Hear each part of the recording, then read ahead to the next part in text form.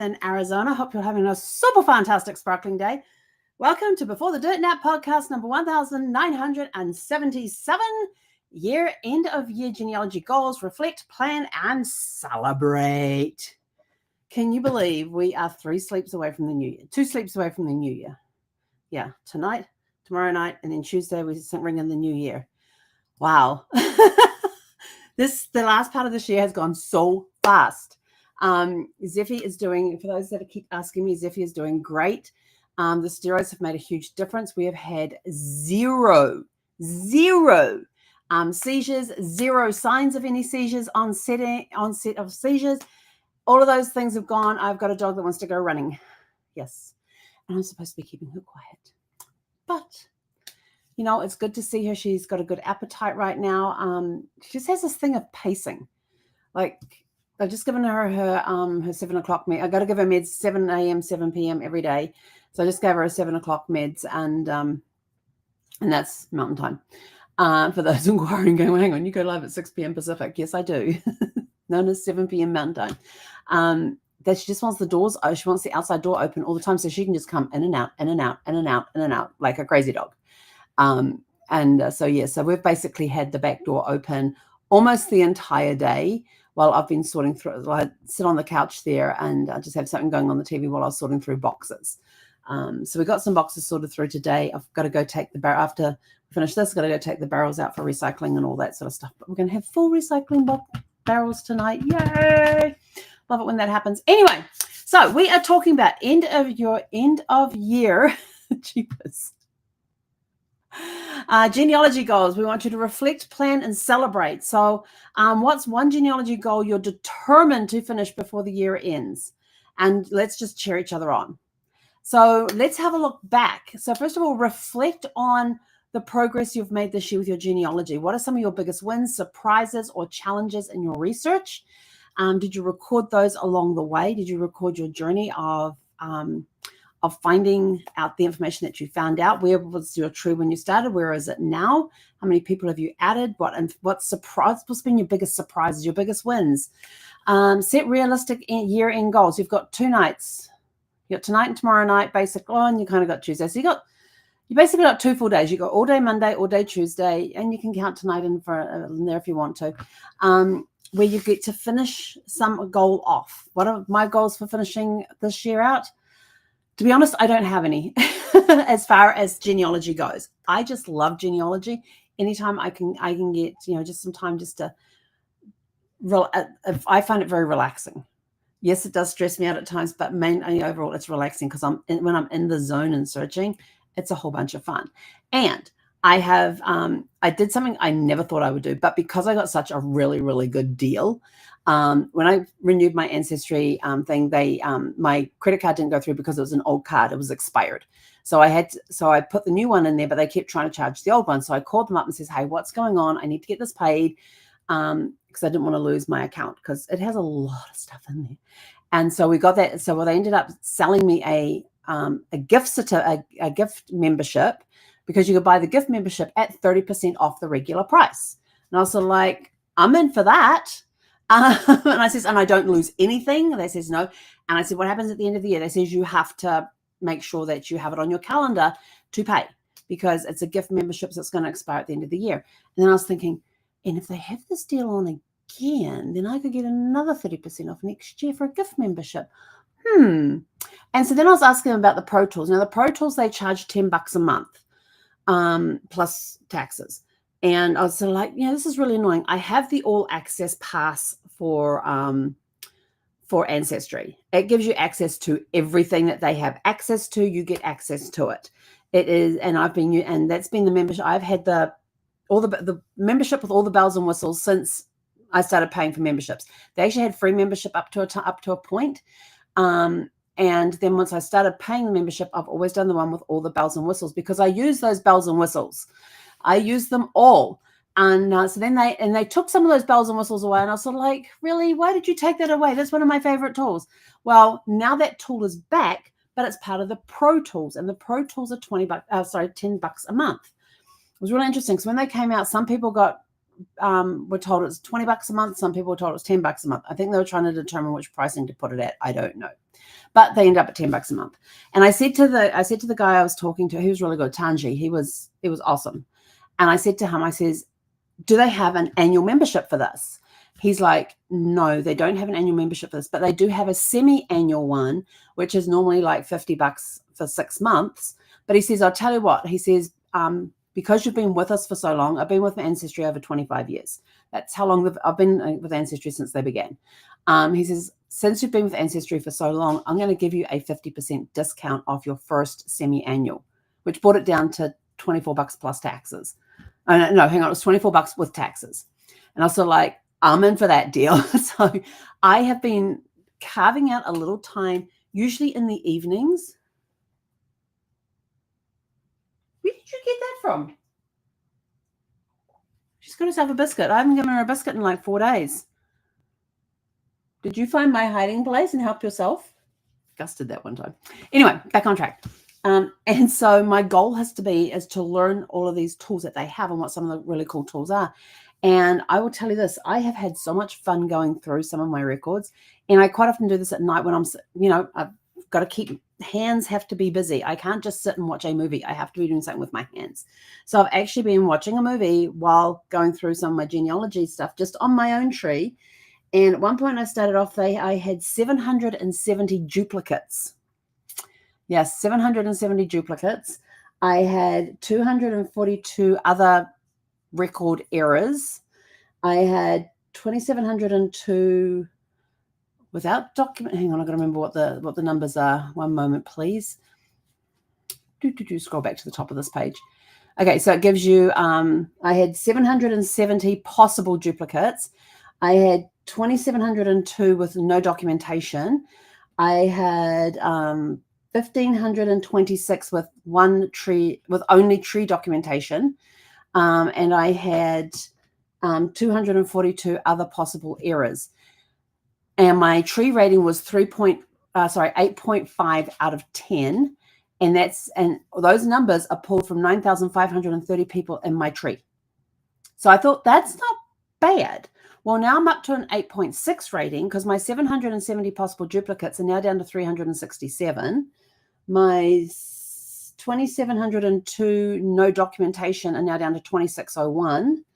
My only tree documentation went from 1,526 to 1,471, and my other possible errors went from 242 down to 113.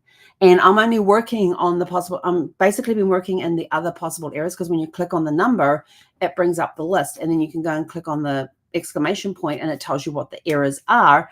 And some of them are like, it's this really weird error. It says that the birth is within 10 years, is over 10 years or something. And I'm like, huh?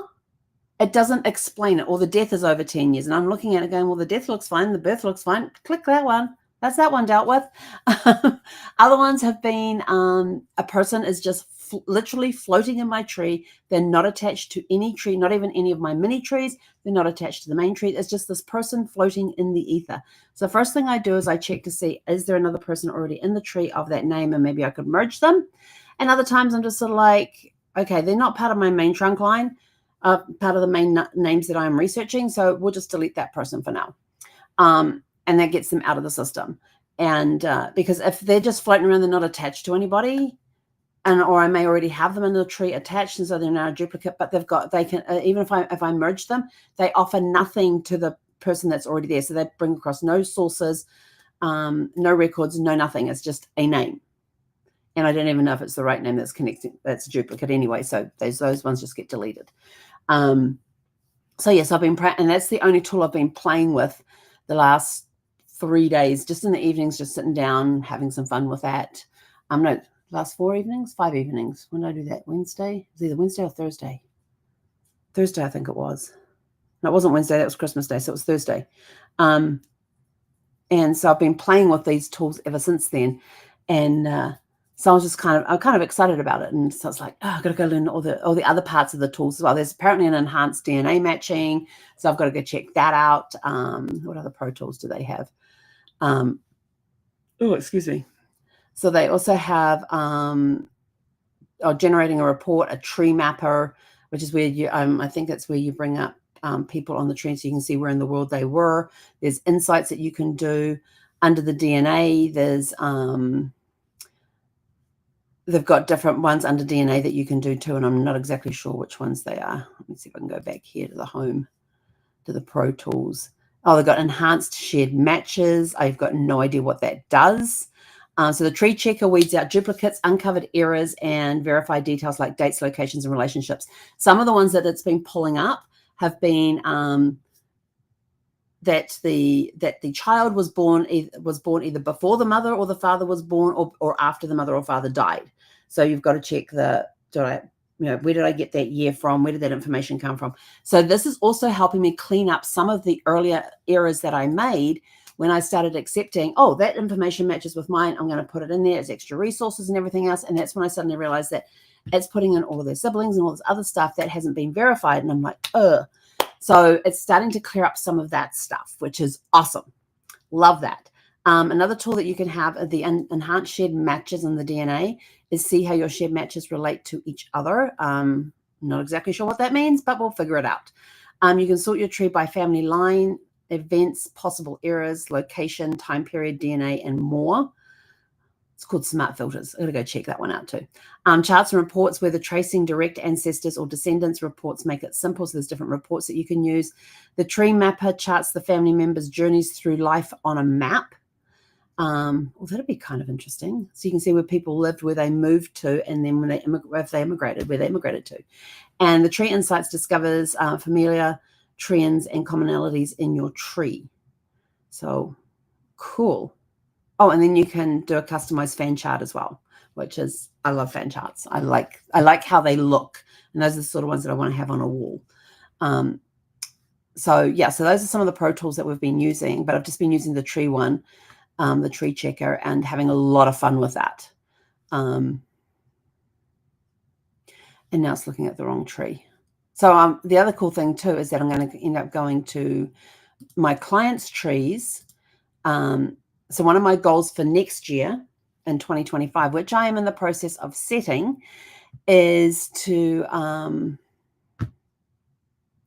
where did my tree checker thingy bob go? Oh, there it is. Just getting my page back.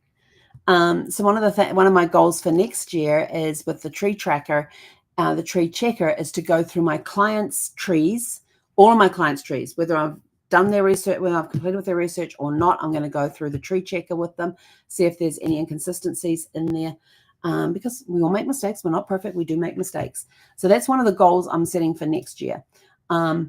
Where am I up to on my list? I don't even know where I'm on. So that's setting realistic end goals, is finishing that tree checker before the end of the year on my own tree. And it gives me a way to see how it works, so I can then next year start doing it on other ones. Prioritizing research projects, decide which project you'll focus on next, breaking down a specific brick wall, digitizing photographs, or exploring new databases.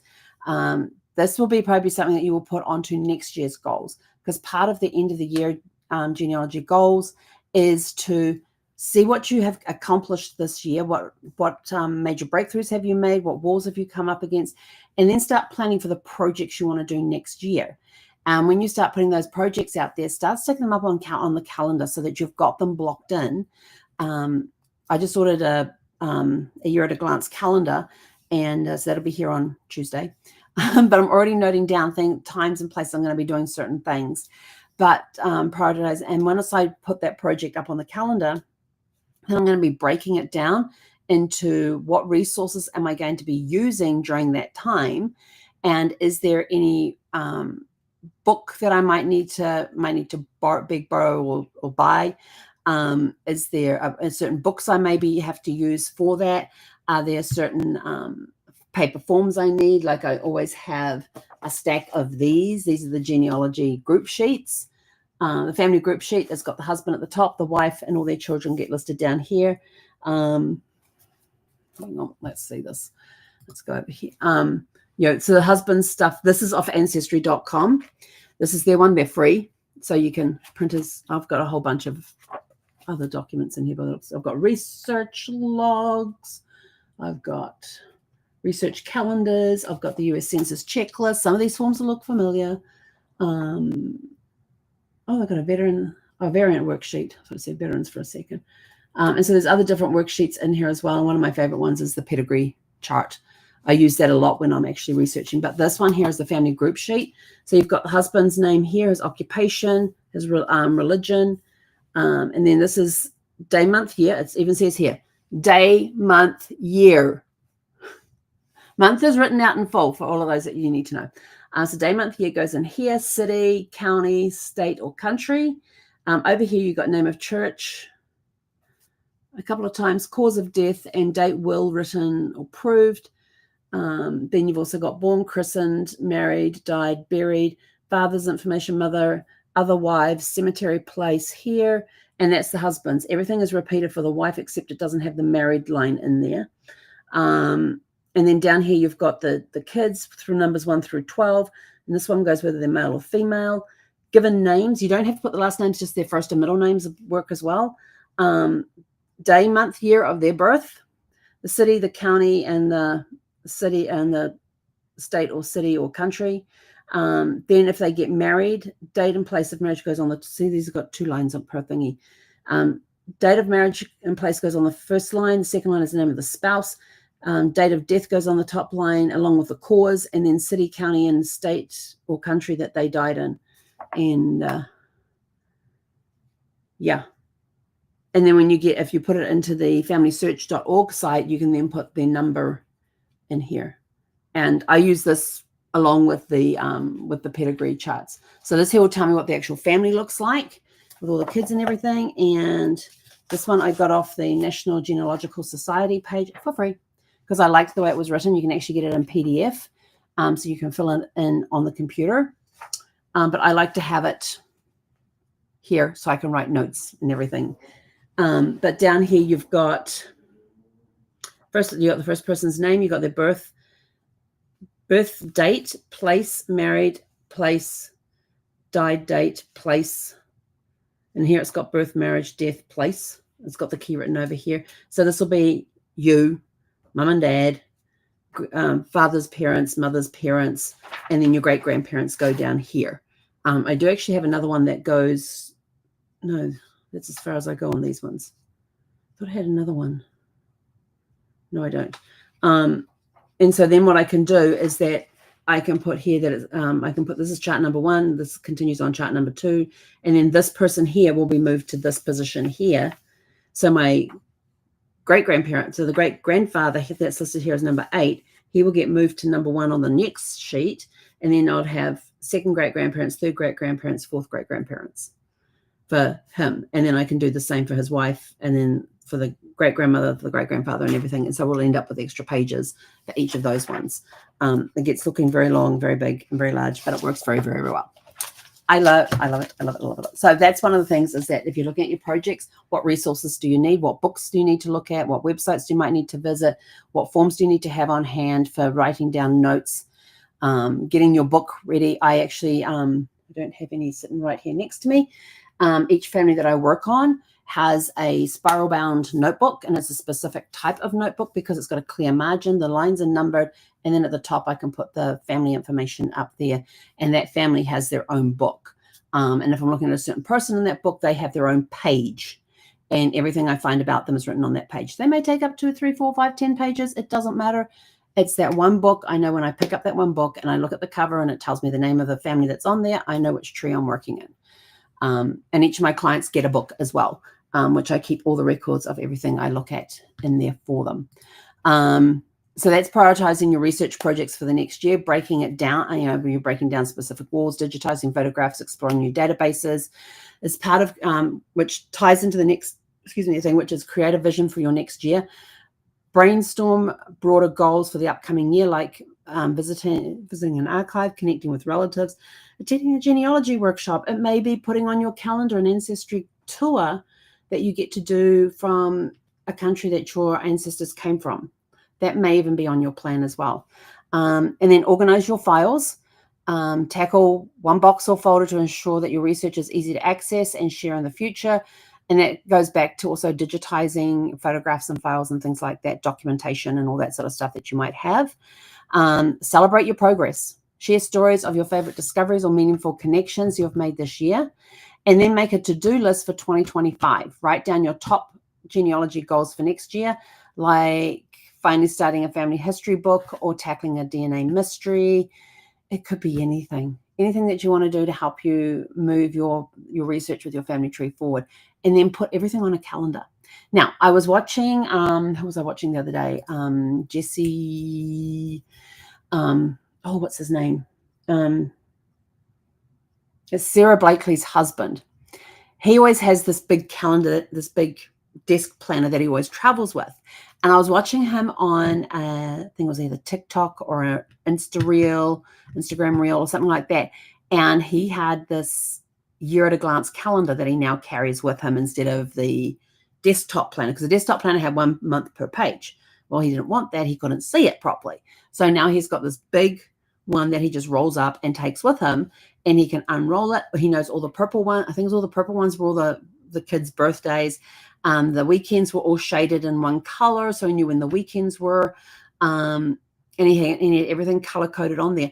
But he learned the system, and I thought, it's not such a bad system to learn. And who was it that taught him? He talked about the system where you do one great adventure every year. One great adventure every year. And I thought, okay, well, for 2025, it's going to be moving to New Zealand. It's going to be my big great adventure. But then you make every other month, you do a mini adventure where it could take like a weekend. Something you can do over a weekend or an extended weekend. And he says, if you do that, you're doing 6 mini adventures a year. You're doing one great adventure a year. And he said in there that if you are 40 and you live another 40 years, and I got to remember all the math on this, 6 times 40 is 24. So there's 240 mini adventures that you have had in your lifetime, plus the 40 great adventures that you have had, which is your big great adventure every year that you do. You do one every year, one big great adventure every year. And so you have your 240 mini adventures over 40 years. And then you have these 40 major events that you have done over your life, over your thing. He says, that's living. And I'm sort of like, that just, for some reason, that just really clicked with me. And I'm like, I could do that. 2025, my big great adventure is my move to New Zealand. Yes, it's going to happen in the middle of the year. It doesn't matter when it's going to happen in the year. It's my big adventure for the year. So that's my big adventure. Now I've got to work out my little mini adventures for every other month. So what I can do and things like that, as well as at the same time putting on the calendar all the packing or the sorting and the packing and the selling and the recycling and the donating stuff that has to happen between now and when we leave. I've already picked the movers. They're getting notified tomorrow. I told them mid-December. It's now the end of December. And I'm like, where did the middle of the month go?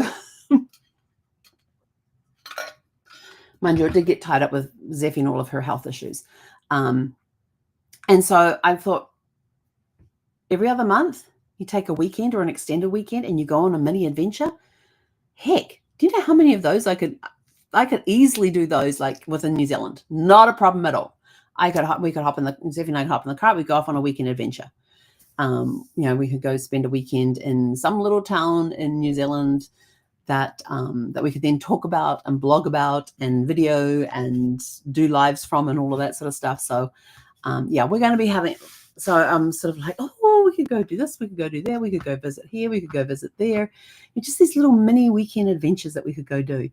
Some I may have to do without her because it might require me getting on like in New Zealand might have a sale or something. And so I hop on a plane and go to some part of New Zealand that I can't bring Zeffie on the plane with me. And I spend a weekend adventure there. And then I just fly home, fly down on Friday, fly home on Monday and have 2 whole days wherever I am. And just talking about that area and that place. But I am going to be doing a video series in New Zealand when I get down there. Once I get settled, first adventure is going to be, first mini adventure is going to be house hunting. I have 10 to 12 weeks, I think it is, or 12 to 14 weeks. 14 weeks at the most for my stuff to come from when the stuff is packed and picked up here to when it arrives in New Zealand. So I've got that amount of time to find a place in New Zealand. So that we can, and then the packers come in, unpack everything, take all the packing stuff away, and everything's unpacked. So I don't have to worry about recycling boxes or anything else. They've already taken all that stuff away. So I'm sort of like, yes, I love that service. So I'm looking forward to that I don't have to unpack. I just have to tell them where things go.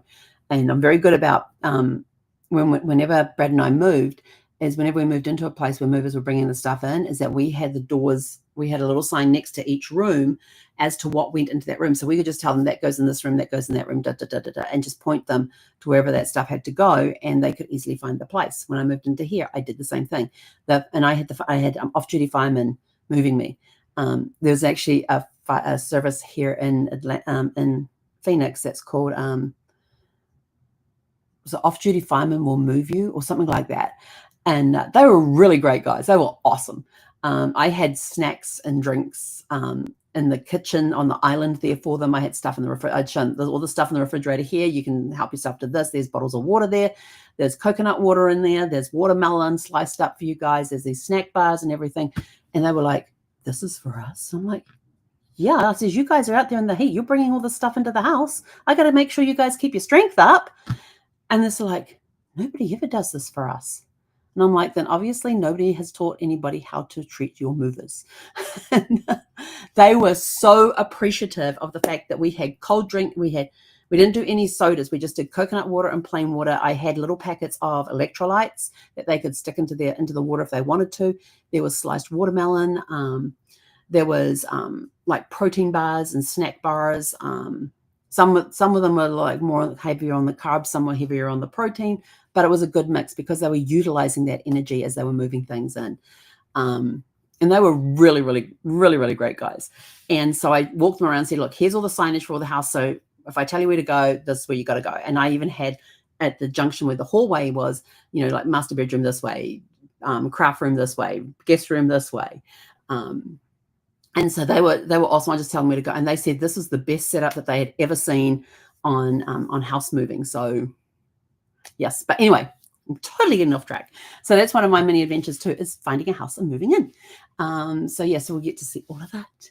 And then once we're all settled and everything else, then we'll start doing our little mini adventures off to different places around New Zealand to discover New Zealand. And they'll be rediscovering places that I've haven't been to in a lot of years. And there will also be discovering some new places that have cropped up since I was last there, new adventures that have now come into New Zealand since I was, since I lived there. And there's a small part of the west coast of South Island I have not yet seen. And Stewart Island is the other one that I haven't been to either. But my plan is to get to those places and bring you guys along with me. So next year's looking pretty full. In fact, some of that stuff's going to tumble over into 2026. They don't have a 2026 wall calendar out yet. It'd be really good if they did. So that's it for your genealogy goals is, reflect on what you've already done this year, what progress you have made, what were some of your biggest wins, surprises, and challenges. Set realistic goals for a year end. You've got 2 full days to complete a task. Prioritize your research projects going into 2025. Create a vision for next year. What do you want to do next year? Is there any traveling you want to do? Is there a major adventure you want to do that's around your genealogy? Organize your files from 2024, maybe the other years as well. Digitize where you can. Go through, get everything organized into boxes and get them well labeled and archival safe stuff and everything else. Celebrate your progress and make your to-do list for 2025. And don't forget to put on there your adventures, your mini adventures, your great adventures. And but yeah, I did like that tip from Jesse, and he's mentioned who he learned it from too, is that you do 1 big adventure a year, and then you do 6 mini adventures, which is 1 every other month, where you take a weekend or a long weekend and go do an adventure somewhere and do some sort of adventure and things. And, if you start it when you're 40 and you live to 80, there's 40 years in there. So there's 240 mini adventures you can have and 40 great adventures that you can have in that lifetime. I'm 58. I plan on living as long as I can. So I like that idea, and I figured I can do that. So my big adventure my big giant adventure for next year is moving to New Zealand. So that's going to be a lot of fun. It's going to be completed by end of May, beginning of June. We're still on the timetable based on puppy girl, wherever she is, barely on the mat. She's on the other side of the curtain, but barely on the mat. So with that, we are out of here. Go out, have a super fantastic, sparkling evening. And we will catch you guys back. Oh, and if you want to catch up with us too, we're this is the other thing I keep forgetting to talk about. We are canceling the January book club because apparently the book was very hard for people to find and get hold of copies. And copies were not going to be delivered until like this coming week or something. Like I think it was after January 1st, so it's like January 2nd. And we're into the book club on January 4th.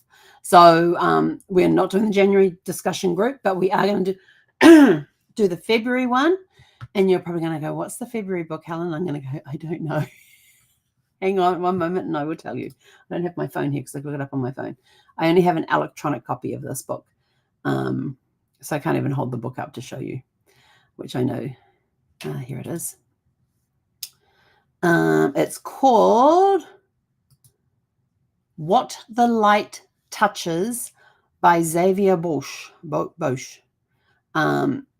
It's about a 17-year-old Margot doesn't realize one photo could change the course of her life, but in German-occupied Paris, nothing makes sense anymore.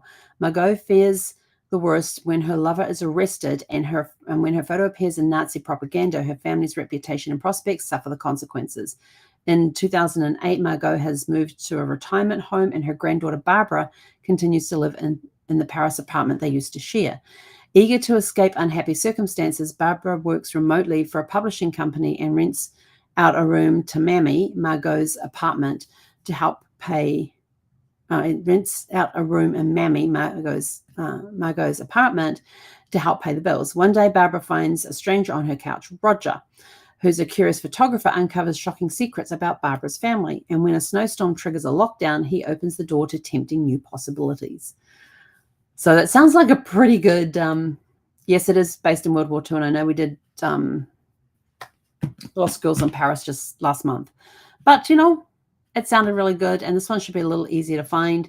I've already got it to read, but it states here that the publication date is January 1st of 2025. But we're not reading it, but we're not talking about this one until February the 1st of February. So you'll have the whole month of January. So it comes out January 1st. And I got it as part of Prime. You get early reader books. They give you a book every month for free for being a Prime member, an ebook. And they'll put different ones out there. And a lot of times they are pre-releases. So, I'm looking forward to reading this one. It's already on my Kindle, ready to go. So we'll be attacking that one next.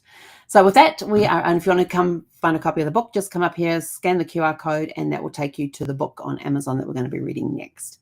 So with that, we are out of here. Go out, have a super fantastic, sparkling evening, and we'll catch you guys back here tomorrow evening.